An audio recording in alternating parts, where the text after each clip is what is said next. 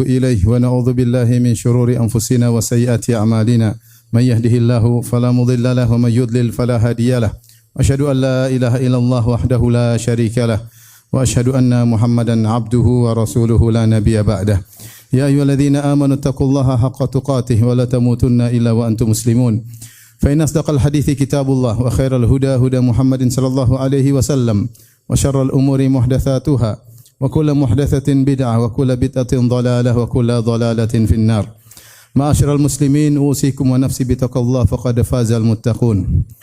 Al-Imam Al-Bukhari dan Imam Muslim meriwayatkan dalam sahih mereka dari Abu Hurairah radhiyallahu taala anhu bahwasanya Nabi sallallahu alaihi wasallam bersabda, "Ma min mauludin illa yuladu 'alal fitrah fa abawahu yuhawwidanihi aw yunassiranihi aw yumajjisanihi. Kama tuntijul bahimatu bahimatan jam'a hal tuhisuna fiha min jada'a hatta takuna antum tajda'unaha." Nabi sallallahu alaihi wasallam bersabda, tidaklah seorang dilahirkan kecuali di atas fitrah, yaitu di atas Islam, di atas potensi untuk melakukan kebaikan, potensi untuk bertauhid, menjauh dari kesyirikan, menjauh dari keburukan. Setiap orang yang lahir ada dipasang bahasa kita file oleh Allah dalam hatinya untuk berpotensi bertauhid dan benci dengan kesyirikan dan berpotensi untuk melakukan kebaikan dan jauh dari keburukan. Akan tapi kata Nabi sallallahu alaihi wasallam, fa abawahu yuhawwidanihi. Namun kedua orang tuanya lah yang menjadikan dia menjadi Yahudi, berubah dari fitrahnya menjadi Yahudi. Au yunassiranihi, atau kedua orang tuanya lah yang menjadikan dia menjadi Nasrani. Au yumajjisanihi, atau kedua orang tuanya yang menjadikannya Majusi.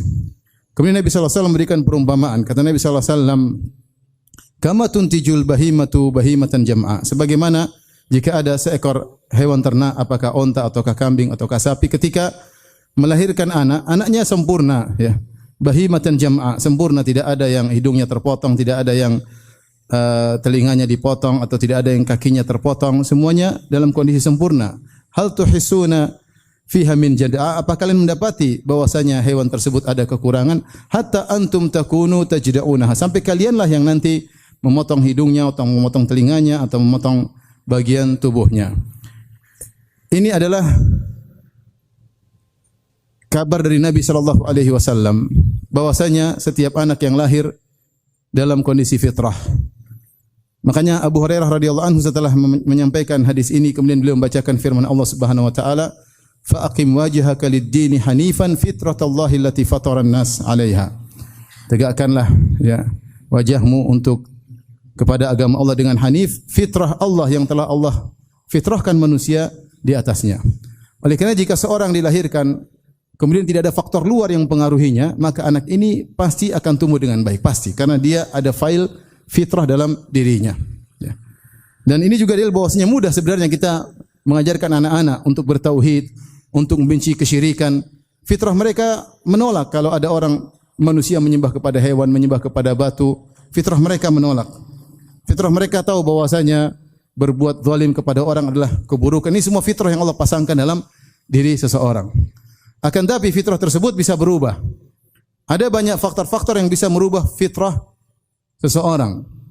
Di antaranya misalnya adalah faktor syaitan yang merubah fitrah tersebut. Dalam hadis kata Nabi sallallahu alaihi wasallam meriwayatkan hadis qudsi dari Allah Subhanahu wa taala, Allah berfirman, "Wa inni khalaqtu ibadi hunafa." Sungguhnya aku menciptakan hamba-hambaku dengan hanif, yaitu condong kepada kebaikan, condong kepada tauhid dan jauh dari kesyirikan. Wa innahum atathumus syayatin.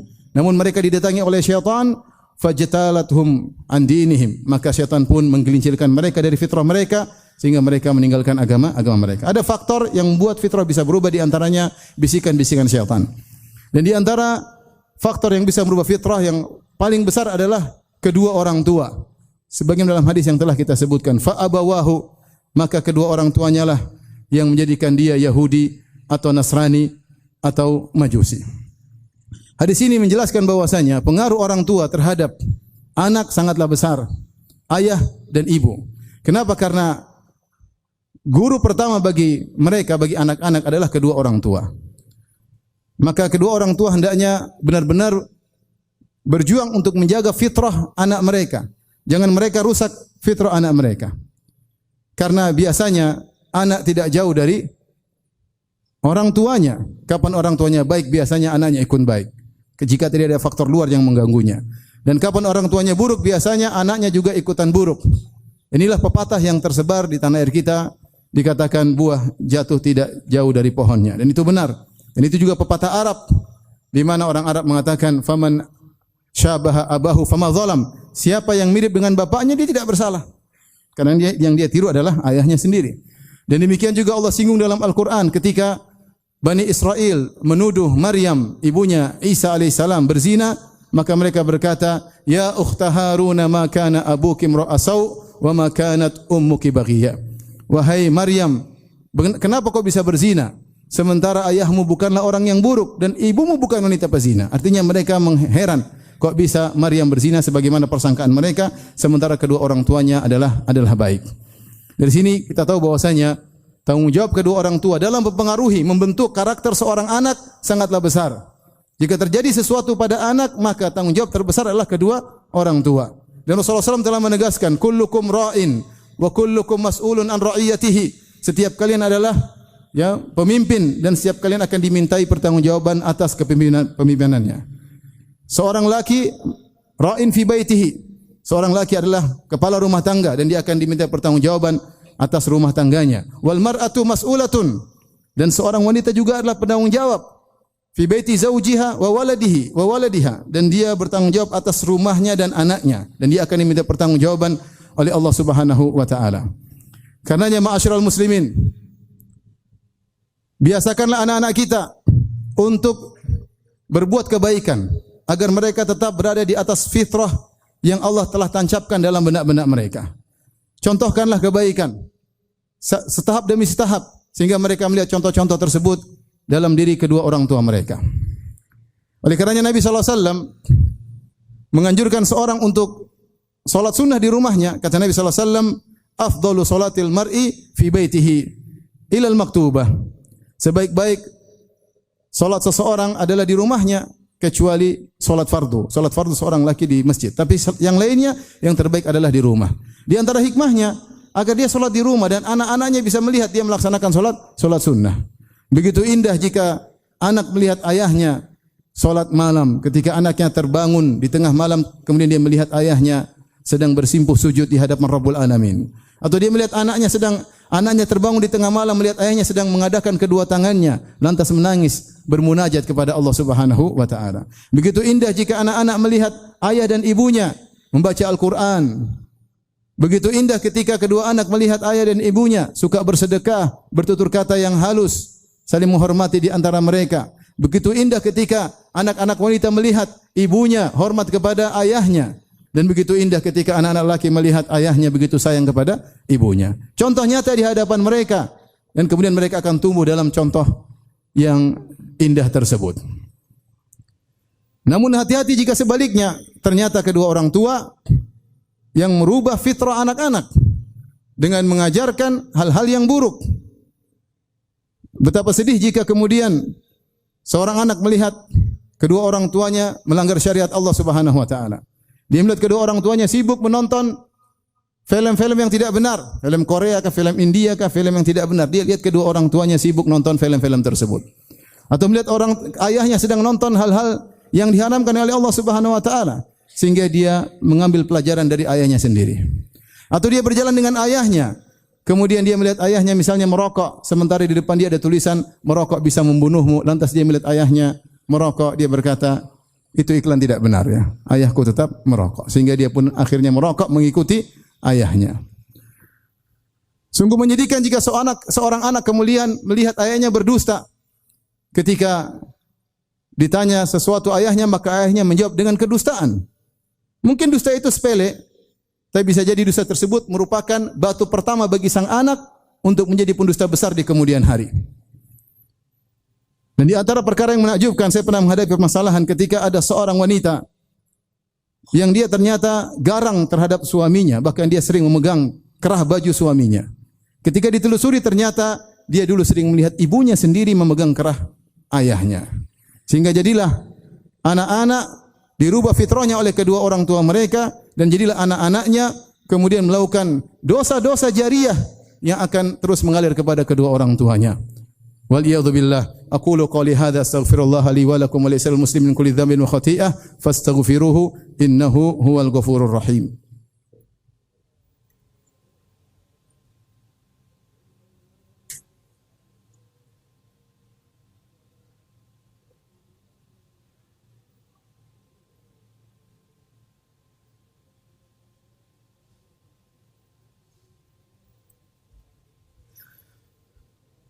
Alhamdulillahi ala ihsanih wa syukru lahu ala taufiqihi wa amtinanih wa asyhadu an la ilaha illallah wahdahu la syarika lahu ta'ziman li sya'nih wa asyhadu anna Muhammadan abduhu wa rasuluhu da'ila ridwanih.